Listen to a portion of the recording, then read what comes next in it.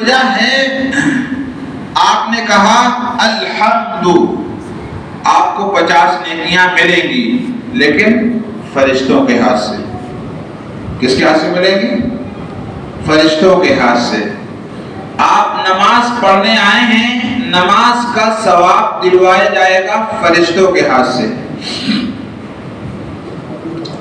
آپ اس مبارک مہینے میں قرآن کی تلاوت کریں گے، جو اجر و ثواب دیا جائے گا فرشتوں کے ہاتھ سے دیا جائے گا۔ اب یہاں پر ایک سوچ امت کی خراب ہو گئی ہے، چونکہ خدا سے تعلق ٹوٹا ہوا ہے۔ پچھلے سال آم کی بہار میں ایک نوجوان ادھر سے آتے ہیں، کبھی کبھی ادھر اندھی چوکی سے ایک راستہ سنگل گیا ہے، بھدوانا نام ہے اس جگہ کا۔ وہ آئس کریم بناتے ہیں، چھوٹے پیمانے کی، بڑے پیمانے کی اور مختلف۔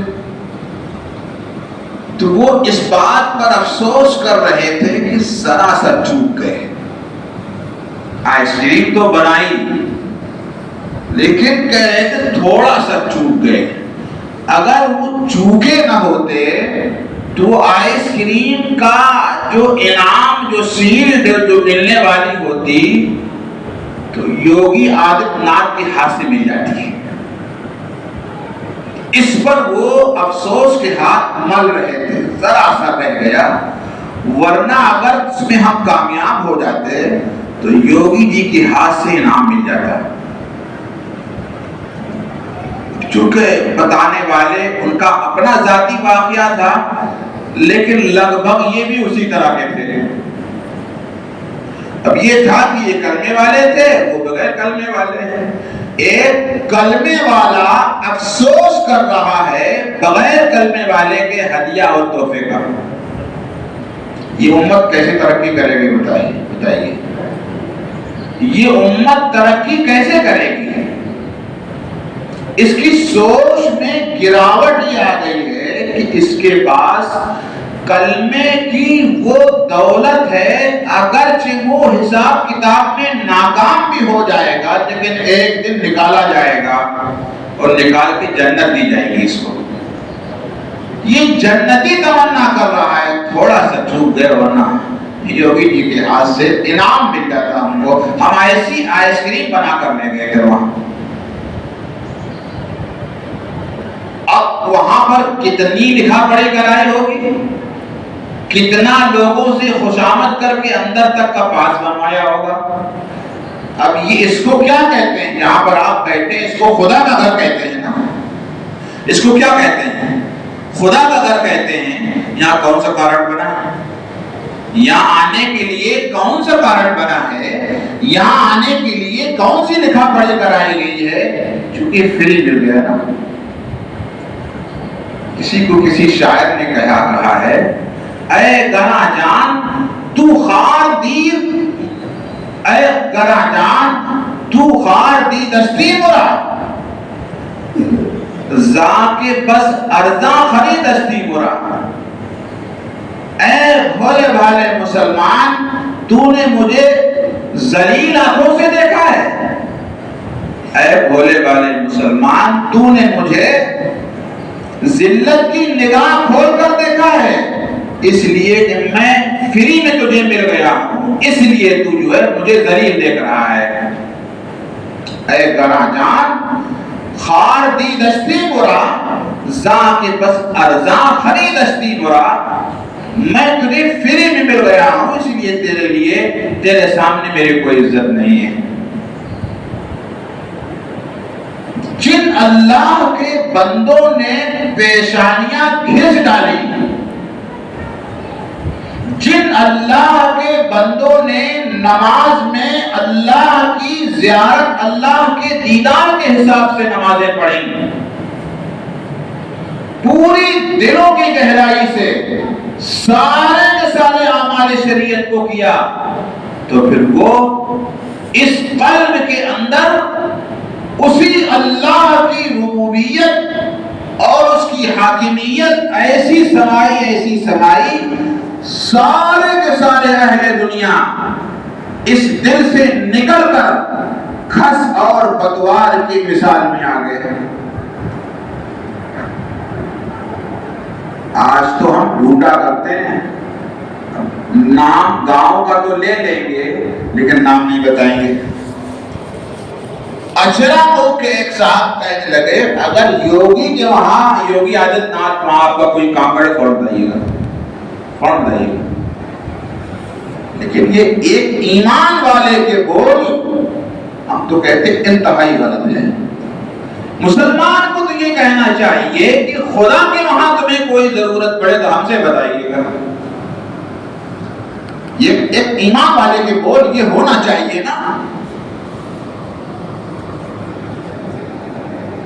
ایک مرتبہ حضرت مولانا الیاس صاحب رحمۃ اللہ علیہ اور حضرت مولانا علی میاں علیہ الرحمہ یہ دونوں ندوہ جاتے ہیں۔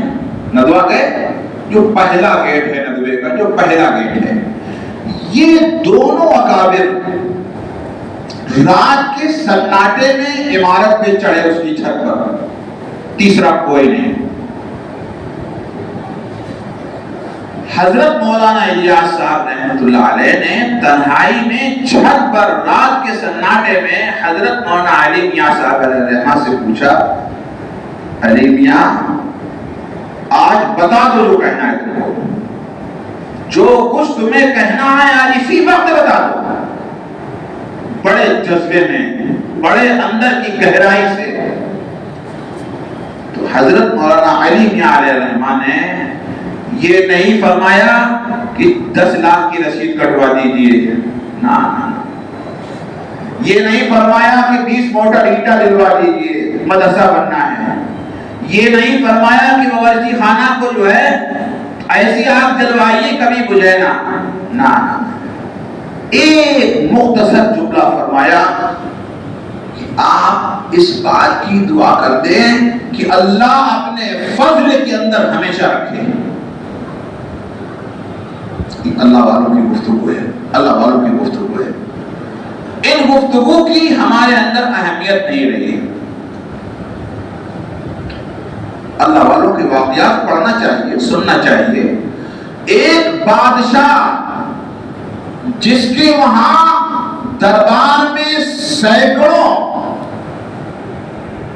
خیراتی کھاتے رہتے ہیں، سینکڑوں، اور اللہ والوں کا کیا ہے؟ چٹائی، بوریا، غربت، روکھی سوکھی روٹی، اس کے علاوہ کیا ملتا ہے وہاں؟ بادشاہ آ رہا ہے وقت کے بڑے کتب سے ملنے کے لیے، تو ایک خادم دروازے پر بیٹھے ہوئے تھے، کہا ایسے میں ہم پہلے حضرت سے اجازت لے لیں گے، اس کے بعد آئیے گا۔ اب بادشاہ ترملا اٹھائے تب ہمارے وہاں بھی آتے ہیں نا، آئے۔ اب ہم 12:30 بجے کمرے سے اٹھے، 1:30 بجے آ گئے، ملا دو۔ تو کسی نے کہہ دیا اگر جو ہے وہ سو رہے ہیں ابھی ملاقات کرنا، آج 10 سال ہو گیا ابھی لوگ بولے نہیں، 10 سال سے لوگ ابھی تک گفتگو نہیں کرتے ہیں اسی نعرے، ہم گئے اور آپ اٹھے نہیں، ہم گئے اور آپ ہم سے ملے نہیں۔ 10 سال ہو گئے، لوگ ابھی تک گفتگو۔ کبھی کسی مسجد میں اگر ہماری بات ہوتی ہے اور وہ مسجد میں بیٹھے، ہم تو جانتے ہیں نا یہ ناراض ہیں، یہ ناراض ہیں، یہ ناراض ہیں، جسے آپ لوگ سر اٹھائے سن رہے ہیں، وہ سر نہیں اٹھاتے ہیں، ہم سے کوئی مطلب نہیں، تمہارا بیان سے کوئی مطلب نہیں۔ یہ امت کا حال ہے۔ تو کہہ دیا وہاں ابھی نہیں، ہم پہلے پوچھ لیں گے تب۔ جب پوچھا تو اجازت مل گئی، ہم بلائیے۔ اتنا غصہ اتنی دیر میں جتنی دیر وہ خادم پوچھنے آیا اور پوچھ کر فوراً چلا گیا کہ اجازت ہوگی آئیے۔ تو آنے کے بعد سلام دعا ہونے کے بعد بردستہ بادشاہ نے اللہ کے اس ولی سے سوال کیا، درے درویش را دربان باشد، فقیر کے دروازے پر جو ہے دربان کا کیا کام ہے؟ آپ تو فقیر آدمی ہو، آپ تو بادشاہ ہیں، ہمارے وہاں دربان ہوتے ہیں۔ درے درویش را دربان باشد، فقیر کے دروازے دربان کا کام کیا ہے؟ لیکن جن کو دنیا بیوقوف کہتی یہی بادشاہ ہوتے ہیں، دنیا جنہیں بیوقوف کہتی ہے یہی بادشاہ ہوتے ہیں۔ اللہ کے ولی نے فی البدیہہ جواب دیا، بدایت تا سگے دنیا نہ آیت۔